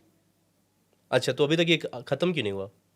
नहीं, कुछ जैसे यास्मीन तो नाम की एक बड़ा क्वांटिटी है। नहीं, जैसे एक यास्मीन नाम की लड़की थी जिसने कलकत्ता हाई कोर्ट में पिटीशन डाला था वक्फ बोर्ड के अगेंस्ट में। ठीक है। तो उसको जमीन वापस मिली है। अच्छा। तो वक्फ बोर्ड मुसलमानों का भी जगह लूट रहा है। 2017 में आप याद कीजिए कि एक स्कैम बस्ट हुआ था। ठीक है। 2017 में वक्फ बोर्ड में जो मुतवल्ली होते हैं, जिसको अंग्रेजी में मैनेजर कहा जाता है और अरबी में मुतवल्ली कहा जाता है, उन्होंने वक्फ बोर्ड की संपत्ति को हड़प किया, चिटिंगबाजी किया और अपने बेटे को बंगला बना करके दिया। वक्फ बोर्ड की संपत्ति को बेच करके अपने बेटे को उन्होंने विदेश भेजा घूमने के लिए। वक्फ बोर्ड की संपत्ति पर बंगला बना करके अपनी बेटी को जहेज में दिया गया है। तो बहुत करप्शन चल रहा है उसमें। एग्जैक्टली। इसलिए आप लोग खिलाफ हैं उसके? जी। कोई और कारण नहीं? कोई और कारण नहीं है। मैं चाहती हूँ कि वक्फ बोर्ड का जो पैसा है वो पसमानदा मुसलमानों के फेवर में जाए। ठीक है। अच्छा बताइए, क्या मुसलमान फिरका परस्ती होती है और काफिर क्या होता है?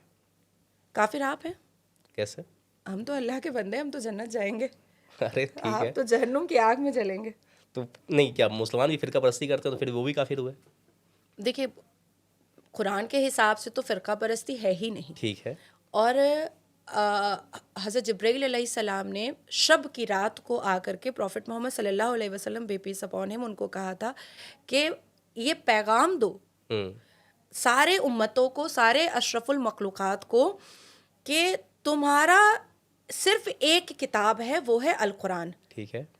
जिसको अल्लाह ने तुम्हारे लिए भेजा है आसमान से, ठीक और है। तुमको उसी में बंधे रहना है। और जो कोई भी फ़िरका परस्ती करेगा उसको जन्नत के दरवाज़ा का बिल्कुल भी सामना नहीं होगा, उसको जन्नत की खुशबू भी मैसर नहीं होगी। तो जो कोई भी फ़िरका परस्ती कर रहा है या करवा रहा है अपने लोभ के लिए, अपने लालच के लिए, अपने सत्ता के लालच के लिए, अपने बिजनेस की लालच के लिए, या जो मज़ार परस्ती करवा रहा है, वो मेरे हिसाब से या कट्टर मुसलमान के हिसाब से वो लोग चिटिंगबाज और बहरूपिया मुसलमान हैं, क्योंकि हमारा अल कुरान फ़िरका परस्ती के सख्त खिलाफ है।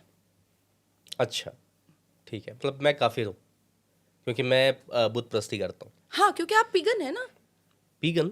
ये भी कहा जाता है आप लोगों को अन्न भक्त कहा जाता है, गोबर भक्त कहा जाता है, आप लोगों को पीगन कहा जाता है, आप लोगों को बुत परस्त कहा जाता है, आप लोगों को कहा जाता है कि भगवाधारी का ये लोग एक ऐसा टीम और एक ऐसे मनुष्य, एक ऐसे इंसान जन्म लिए हैं जिनको ख़त्म करना बहुत ज़रूरी है। अल कुरान में आप इब्राहिम अलैहिस्सलाम को जब पढ़ेंगे तो उस आयत में जब आप जाएंगे तो आपको पता चलेगा कि इब्राहिम अलैहिस्सलाम ने पहले ही बुतों को तोड़ा था। अब उसमें मेरा क्रिटिसिज्म तो हो गया दुबई में, अभी कुछ दिन पहले ही की बात मैं बता रही हूँ, जब मैं बैठी हुई थी और इस्लामिक एक कन्फ्रंटेशन चल रहा था, तो मैंने ये कहा इसका मतलब है कि हिंदू तब भी थे। हम्म। तो वहाँ के दुबई के एक प्रीचर को बहुत बुरा लग गया। मैंने कहा दो चीज़ें तो हो नहीं सकती हैं। अगर हज़रत इब्राहिम अलैहिस्सलाम, और कुरान इस बात की तरजीह दे रहा है कि अगर इब्राहिम अलैहिस्सलाम बुतों को तोड़ रहे थे तो इसका मतलब है कि हिंदू पहले आए थे, ओके। और अगर हिंदू पहले नहीं आए थे, वो एक बने हैं बाद में, और इस्लाम पहले आया है, तो फिर अब इब्राहिम अलैहिस्सलाम जो बुतों को तोड़ रहे थे तो फिर उसको फिर से रिसर्च में डालना चाहिए उस आयत को। अच्छा, अच्छा, ये बताइए कि अजमेर शरीफ की दरगाह की सच्चाई क्या है? क्योंकि अब बहुत से हिंदू आ गए हैं और वो कहते हैं कि आपको पता ही नहीं कि वहाँ की सच्चाई क्या है। तो क्या सच्चाई है? ऐसा क्यों कह रहे हैं हिंदू नेता? मेरा फेस जब तक बहुत रिनाउंड नहीं था हम्म। तब तक मैं बड़ा मज़ारों में जाया करती थी। अच्छा। हाँ, मैं तो एंटर किया करती थी। नहीं, अगर हिंदू भी बहुत जाते हैं। नहीं, वो तो बेवकूफ़ हिंदू है, बदतमीज़ हिंदू है। तो मैं बड़ा इंक्वायरी करने जाती थी। ठीक मुझे है। इंटरेस्ट वगैरह मज़ार में कभी नहीं रहा है, बिकॉज मैंने जब अल कुरान पढ़ी अपनी, मैंने 5 अलहामी किताबें पढ़ी हैं अपने मज़हब की, तौरात, ज़बूर, बाइबल, इंजील, कुरान। एक हदीस भी है कोई? हदीस पर मैं बिलीव नहीं करती हूँ, ना ही शरिया लॉ पे मैं बिलीव करती हूँ, ना ही मुसलमान बहिश्ती वैसे कहते हैं जेवर कि पर। हदीस से ही चलते हैं। हाँ नहीं, ना ही बहिश्ती जेवर पर मैं बिलीव करती हूँ, मैं बिलीव अल कुरान पर करती हूँ और रसूल पाक की सुन्नतों पर करती हूँ। तो जब मैं पहले अक्सर लोग पहचानते नहीं थे तो मैं मज़ार वज़ार एंटर करके बड़ा वीडियो बना करके चले आती थी। लेकिन अब तो लोग आवाज़ से रिकग्नाइज कर लेते हैं। तो अजमेर शरीफ एक्चुअली में जब मैं गई थी तो मुझे वहाँ पर लोगों ने कहा आपकी मन्नत पूरी होगी, एक चांदी का दरवाज़ा लगा दीजिए। ठीक है। तो इंक्वायरी करने के लिए मैंने सोचा छोटा वोटा कुछ चांदी का दरवाज़ा होगा, वो इतना बड़ा चांदी का दरवाज़ा। मैंने कहा कितने में आता है भैया? तो कह रहा है 15 लाख रुपए में। मैंने कहा 1 महीने में कितने लोग चढ़ा देते हैं? तो कह रहा है यही कोई 1000-2000 लोग। तो वहाँ पर एक चिश्तिया से, मैं नाम नहीं रिवील करूँगी, एक चिश्तिया से जो मुझे ज़ियारत वगैरह करवाया, उसने ज़ियारत करवाने का मुझसे 5100 रुपये लिया। ज़ियारत का अर्थ क्या है? ज़ियारत मतलब जा करके जैसे आप दर्शन करते हैं ओके। तो उसी को हम ज़ियारत कहते तीर्थ हैं। बोल सकते हैं।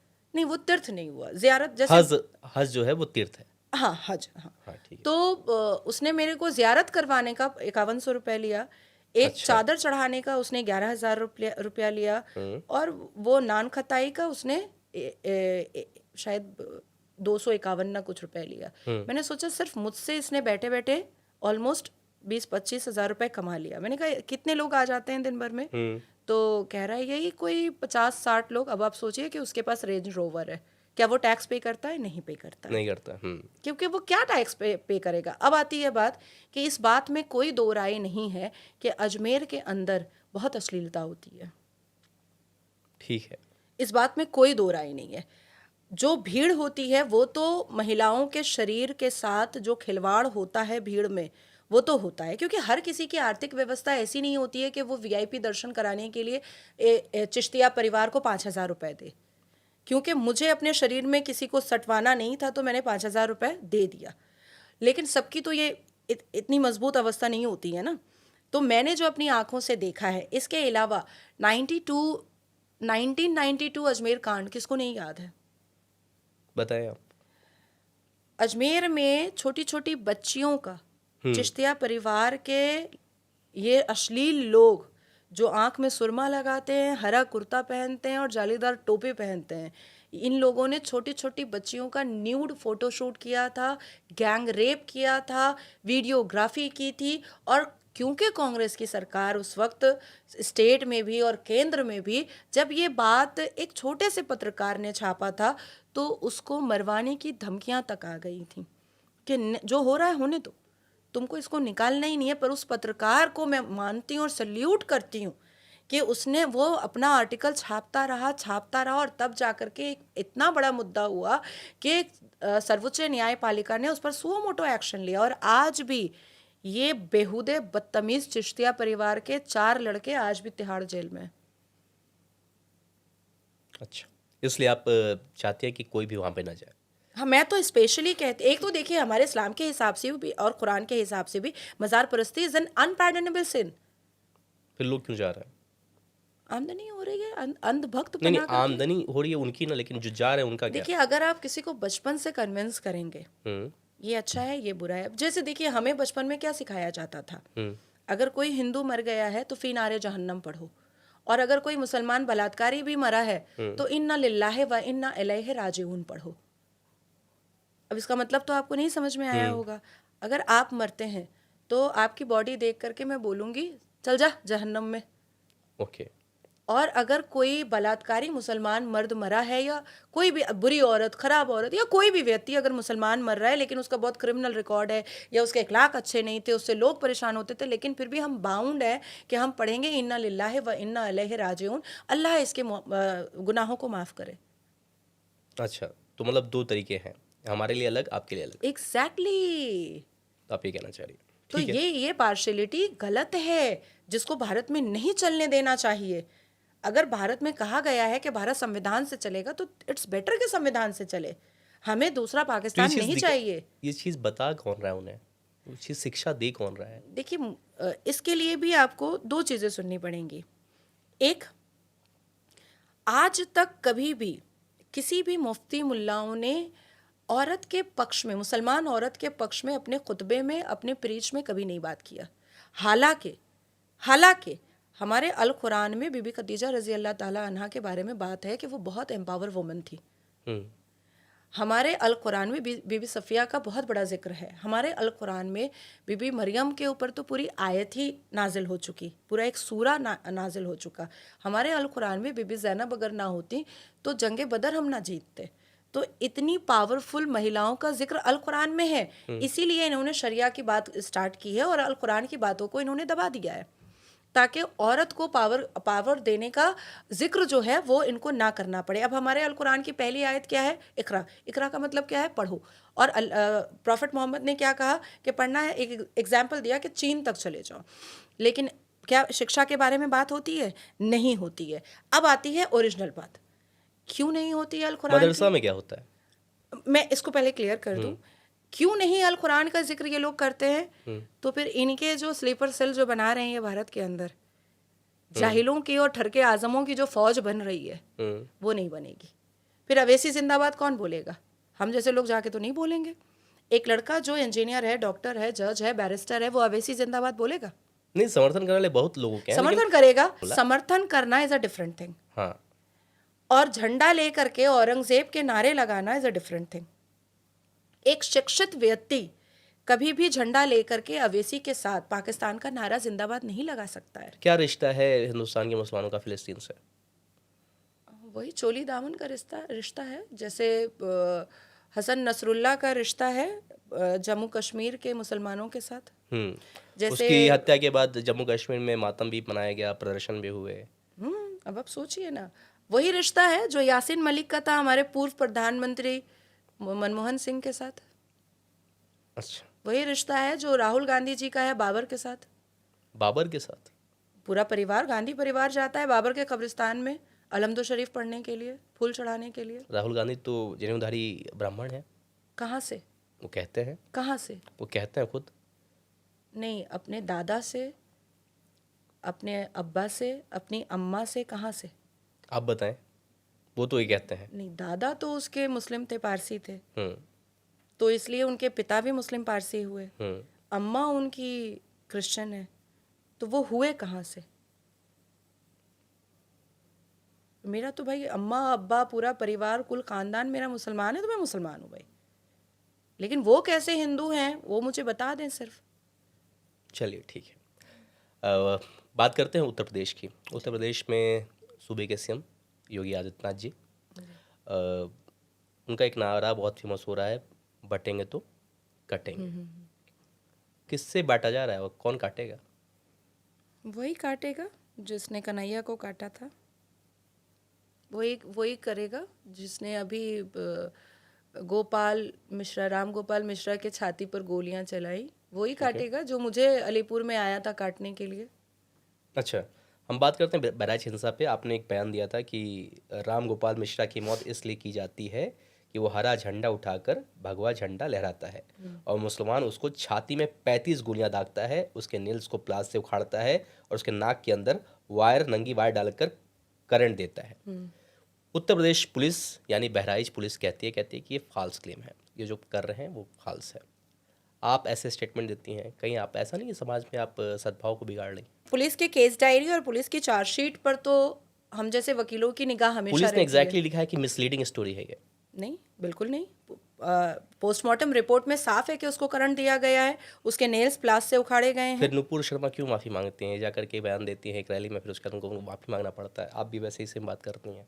नहीं, नुपुर शर्मा ने कब माफ़ी मांगी है? नुपुर शर्मा ने माफ़ी मांगी, आप इनका ट्विटर जाकर के देखें एक बार। नहीं नहीं नहीं, मुझसे आए ना पुलिस माफ़ी मंगवाने के लिए, मैं बताती हूँ। लेकिन ठीक है, वो मैं पोस्टमार्टम रिपोर्ट पर बिलीव करती हूँ और मैंने पोस्टमार्टम रिपोर्ट बहराइच के लोगों से मंगवा करके खुद पढ़ा है और खुद पढ़ने के बाद मैंने बयान तो दिया है, फिर पुलिस क्यों इसको मिसलीड कह रही है कि ताकि दंगा ना हो, ताकि एक हिंसा ना बढ़े, इसलिए। ठीक नहीं नहीं, अगर ये चीज़ आप हुई है, सच्चाई है, तो आप बता रही, तो फिर मिसलीड तो हुआ नहीं। लेकिन नहीं, पुलिस मैं तो मिसलीड नहीं कर रही हूँ। नहीं तो- देखिए, अगर मैंने मिसलीड किया होता तो तुरंत मुझे भी कोई ना कोई मैसेज आया होता कि आप इस ट्वीट को डिलीट कर दीजिए, लेकिन मुझे तो नहीं आया। लेकिन उन्होंने तो माफ़ी मांगी ना। अब उनका प्रॉब्लम है, मैं नुपुर शर्मा तो नहीं हूँ ना, अच्छा ठीक है, मैं नाजिया इलाही खान हूँ। ठीक है। हिंदुओं की आस्था के 3 केंद्र हैं, काशी, मथुरा, अयोध्या। अयोध्या हम जीत चुके हैं, 500 साल बाद सनातनियों को मिल गया है उनका मंदिर।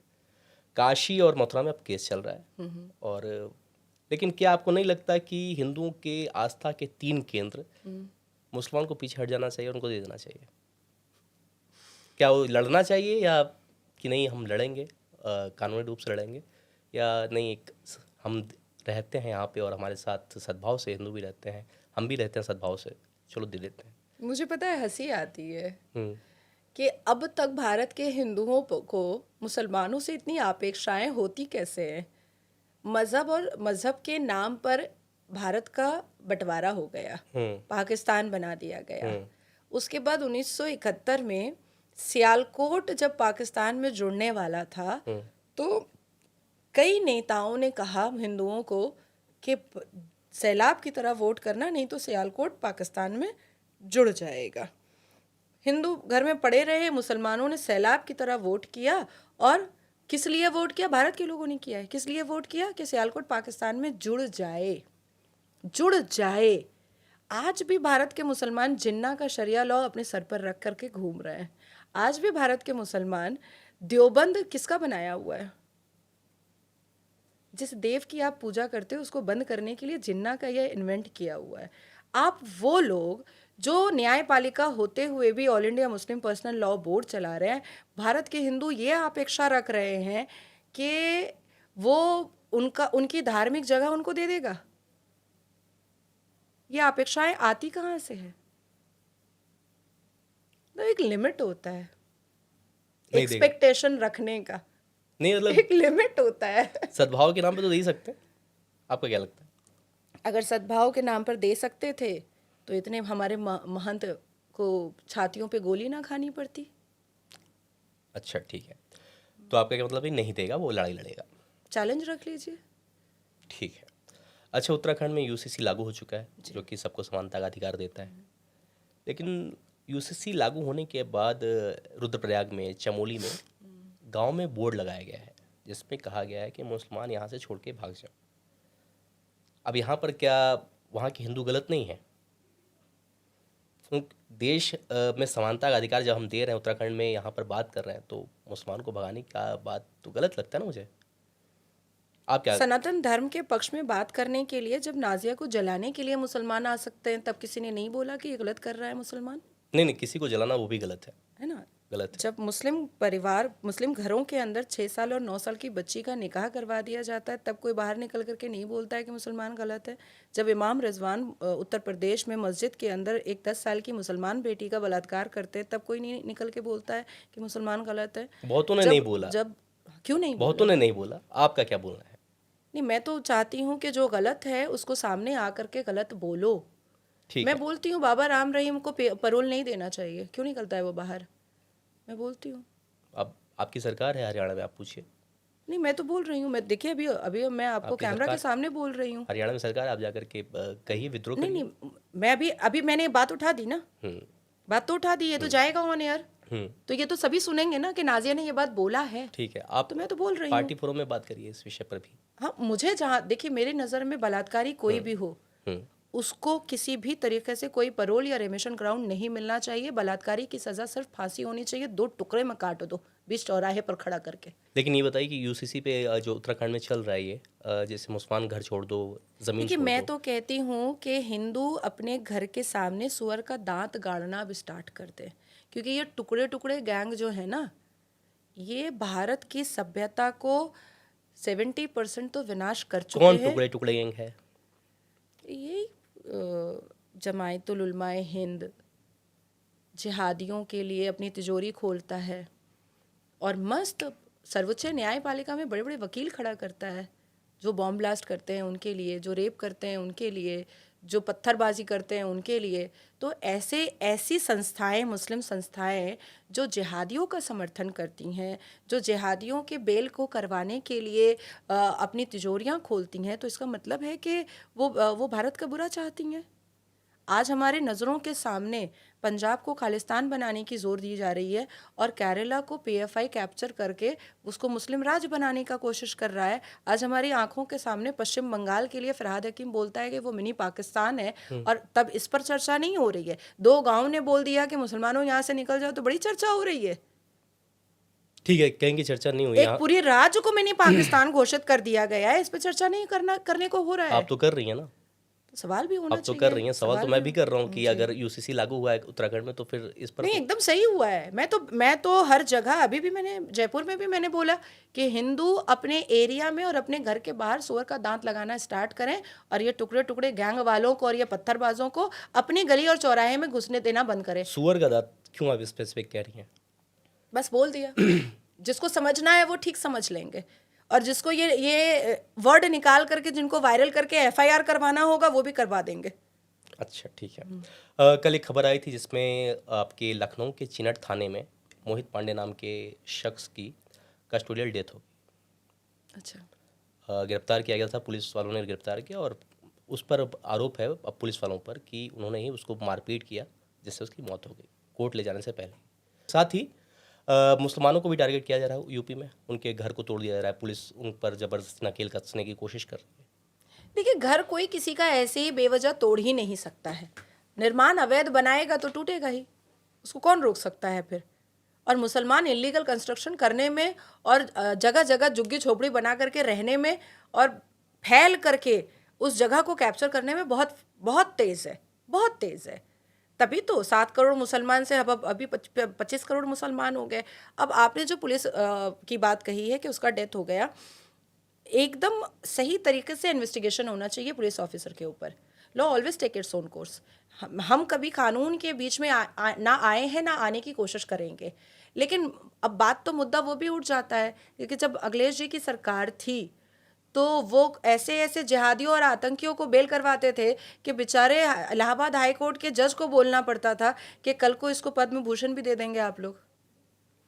मतलब ठीक है, आपका ये मानना है कि जो व्यक्ति है उसको न्याय मिलना चाहिए। लेकिन अखिलेश यादव ने एक और चीज़ बोली है कि उत्तर प्रदेश का जो पुलिस विभाग का जो कस्टोडियल डेथ हो रहा है उसमें नंबर 1 है। क्या कारण है? तो अखिलेश यादव कर क्या रहा है वहां पर? सत्ता किसकी है वहाँ पे? नहीं, अब भाई जो पुलिस किसके अंडर है? नहीं अखिलेश यादव के अंडर जो तो है नहीं अब। अपोजिशन लीडर्स होते हैं उनका तो विरोध करने का काम बिल्कुल है वो ना। कर रहे हैं ना, उन्होंने तो हाँ, तो बयान अपनी दिया पूरी है। लीगल टीम लगा दें, वो तो डिम्पल भाभी को लगा दें। आखिर अखिलेश यादव की धर्म पत्नी जो डिम्पल भाभी हैं हमारी, उनके दोस्त नवाब बलात्कारी कैसे निकल जाते हैं? ठीक है, वो अलग मुद्दा है। उस नहीं, पे अलग कैसे मुद्दा है? यहाँ पर हम कस्टोडियल डेथ की बात कर नहीं रहे नहीं, हैं। विरोधी दल को चाहिए कि अगर ऐसी कोई घटना सामने आ रही है तो उस दिन तक प्रदर्शन करें जब तक न्याय ना मिल जाए। हम बंगाल में करते हैं ना, देखिए आरजीकर मुद्दे पर आज भी हमारा प्रदर्शन चल रहा है। नासिर खान ने रेप किया है, 2012 की बात है, उसको रेमिशन ग्राउंड मिला, आज भी मेरा प्रदर्शन चल रहा है।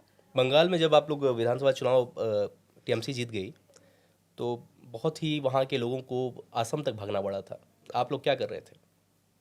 हमने हजारों, अभी तो मेरे पास डेटा नहीं है और बस पेपर्स भी नहीं आंकड़ा, है। मुझे यहाँ तक लगता है चुनावी जनसभा में बड़े बड़े नेता लोग बस आंकड़ा बताते हैं कि इतने लोगों की मैं पिंडदान करके आ रहा हूँ। मैं आपको इनवाइट करना चाहती हूँ कि आप बंगाल आइए कभी। बंगाल में बीजेपी क्या काम कर रही है? वहाँ के अपने वोटर्स को सपोर्ट करने के लिए क्या कर रही है? पाकिस्तान अगर अभी हम लोग 1 लाख हिंदू चले जाएं हम्म, तो क्या हम उसको 10 साल में सुधार लेंगे? नहीं, जवाब मिला आपको? नहीं सुधार पाएंगे। तो हम परिश्रम तो कर आप अभी रहे कह हैं। रही हैं कि आप वहाँ पे स्ट्रगल कर रही हैं। बिल्कुल, और पूरी जिम्मेदारी से कह रही लेकिन हूँ, ठीक है, अगर आप क्योंकि वो मिनी पाकिस्तान हो चुका है ठीक है, लेकिन वो हिंदुस्तान के ही हिस्से में आता है। भाई। लेकिन हमारी पाकिस्तान का मुख्यमंत्री तो जो चैप्टर ही है, अलग है कि आप नहीं अगर नहीं, बोल रहे हैं। हमारे जो मुख्यमंत्री हैं उन्होंने साफ लफ्जों में कहा था अपने स्पीच में कि हमें भारत से, हिंदुस्तान से अपना रिलेशन अच्छा रखना पड़ेगा। ये ममता बनर्जी ने अपने स्पीच में कहा है।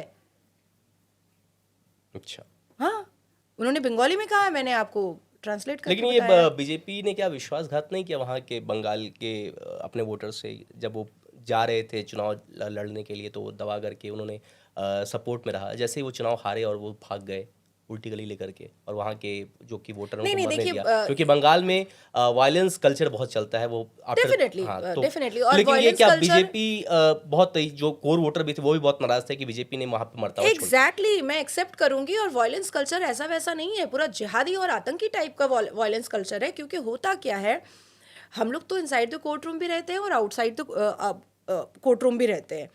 होता क्या है वहाँ पर कि बांग्लादेश से क्रिमिनल्स आते हैं, वो मर्डर कर देते हैं, वो बमबारी कर देते हैं, वो रेप कर देते हैं। हमारे यहाँ 62 साल की बुढ़ी औरत का रेप होता है, हमारे यहाँ चर्च के अंदर 72 साल की नन का रेप होता है, और उसके बाद फिर वो बांग्लादेश भाग जाता है। हिंदुस्तान में इतना रेप हो क्यों रहा है?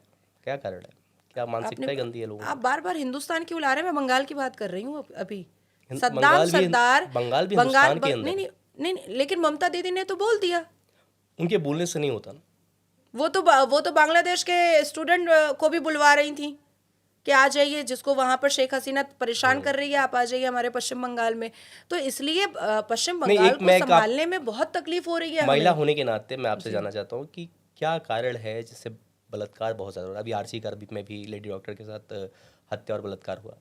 क्या कारण है? ये कितनी बड़ी चुनौती है और आपका क्या इस पे सुझाव है? कैसे देखिए, इसको? ये सरफराज, शब्बीर, मोहम्मद ओवैस, मोहम्मद खैबर, मोहम्मद निसार, मोहम्मद खादिर, मोहम्मद तामिर, मोहम्मद तावीज़, ये जब तक रहेगा बलात्कार होता रहेगा। तो आपका कहना है कि मुसलमान जब यहाँ से चले जाएंगे तो ही बलात्कार रुक सकता है? नहीं, मुसलमान हिंदू जिस बलात्कार दिन, नहीं करता। नहीं, मुसलमान जिस दिन अंडर द बैरिकेड ऑफ संविधान चले आएंगे उस दिन बहुत सारे क्राइम जो हैं वो घट जाएंगे। तो आप तो ये भी बोल सकती थी, जो भी आपने बोला, आपने नाम लेकर के क्यों एकदम टारगेट किया उनको? नहीं, करते तो है। मोहम्मद ओवैस ने किया है 8 साल की हिंदू बेटी का रेप कूच बिहार हिंदू में। भी बलात्कारी है, ऐसा नहीं है। हिंदू हाँ बिल्कुल है। मैंने राम रहीम का नाम लिया, मैंने आसाराम का नाम लिया, मैं कहाँ पीछे हट रही हूँ। लेकिन लिस्ट तो ज्यादा लंबी मुसलमानों की है, तो मैं क्या करूँ भाई? मैं बलात्कारी को बलात्कारी ना बोलूँ, मैं शरीफ बोलूँ? नहीं, आप बलात्कारी को बलात्कारी बोले, उसमें धर्म ना अब बलात्कारी का नाम अगर मोहम्मद ओवैस है तो क्या करूँ? मैं नाम बदल दूँ, उसका नामकरण करूँ अभी? नहीं, लेकिन ज्यादा स्पेसिफिक आप दिखा रही हैं कि ऐसा क्यों? आप उसी बात को क्यों बोलते हैं जिसमें आप मुसलमान ज्यादा इंपॉर्टेंट होता है आपके लिए? नहीं, मैं, कि ऐसा तो नहीं कि आपका राजनीति का हिस्सा ये है कि मुसलमान को टारगेट करना? अरे बाबा, मोहम्मद ओवैस ने वाकई में बलात्कार किया है 8 साल की नहीं, हिंदू ठीक है, बच्ची मैं ये का। नहीं कह रहा हूँ, मैं मोहम्मद खैबर ने मदरसे के अंदर कूच बिहार में एक 11 साल की बच्ची का रेप किया, उसको प्रेग्नेंट किया और अरेस्ट हुआ झारखंड से। मदरसे में मौलाना ने भी रेप किया है लोगों का, लेकिन तो? लेकिन चीज़ ये है कि सिर्फ बलात्कारी होता है, मुझे जहाँ तक लगता है। अब बलात्कारी का परसेंटेज अगर मुसलमानों में ज्यादा है तो ये उनको सोचना चाहिए। मुझे बोलने में सोचना चाहिए, उनको करने में नहीं सोचना चाहिए। नहीं, बलात्कारी को तो अगर आपने कहा ना फांसी की सजा होनी चाहिए, बिल्कुल इस बात से मैं सहमत हूँ। देखिए बुरा तब लगता है ना जब नासिर खान रेप करके 9 साल की सजा खट के रेमिशन ग्राउंड पर बेल पाके बाहर आता है, और जब वो अपनी शादी करता है और उसमें मुसलमान जाते हैं बिरयानी खाने एक बलात्कारी की शादी में, और दोबारा फिर अपनी अपनी जवान बेटियों को लेकर जाते हैं। आप अपनी बहन को, अपनी माँ को, अपने घर की बहू बेटियों को आप एक बलात्कारी की शादी में लेकर जाएंगे? नहीं। आप तो समाज से बॉयकॉट कर देंगे कि भाई ये बलात्कारी है, ये 9 साल सजा खट के आया है और इसके सीमेन मैच किए हैं विक्टिम के साथ। तब तो उसको छोड़ मतलब उसको समाज से बॉयकॉट किया जाएगा ना। मुझे चलिए 5 बलात्कारी का नाम बताइए जिसको मुसलमान समाज ने बॉयकॉट किया। नहीं किया है। बस हो गई बात खत्म। नहीं किया है। हो गई, मैं जीत गई, आप हार गए। नहीं, लेकिन मेरा कहने का बस इतना से मैं जीत गई, आप हार गए। नहीं, बलात्कारी को बलात्कारी की तरफ फ्रेम करिए, ना कि उसमें। नहीं, मुझे ऐसा लगता है कि अगर अफजल गुरु एक आतंकी है, एक्सेप्ट कर लो आतंकी है। अगर नासिर खान बलात्कारी है, एक्सेप्ट कर लो कि बलात्कारी है। अगर इमाम रिजवान ने बलात्कार किया है और मस्जिद जैसी पाक पवित्र जगह को उन्होंने खराब किया है, एक्सेप्ट करो और कहो कि भाई ये इस्लाम का हिस्सा नहीं हो सकता, ये मुसलमान में नहीं रह सकता, हम इसको बॉयकॉट कर रहे हैं। पर करना नहीं है, करना नहीं है। मतलब बलात्कारियों को समर्थन करना है, जहादियों को समर्थन करना है, आतंकियों को समर्थन करना है, मुझसे ना होगा भाई। चलिए, तो ये थी हमारे साथ नाज़िया इलाही खान, जो कि बहुत मुखर होकर के अपनी बात रखती हैं और इनकी बात की पहुंच बहुत दूर दूर तक जाती है। नाज़िया इलाही जी, बहुत बहुत धन्यवाद आपका हमसे जुड़ने के लिए। Thank you so Asha much. करते हैं कि फिर हम आपसे भविष्य में भी एक बार जरूर बात करें और आप हमें समय दें अपना। जय थैंक जय you so Shri much. Ram.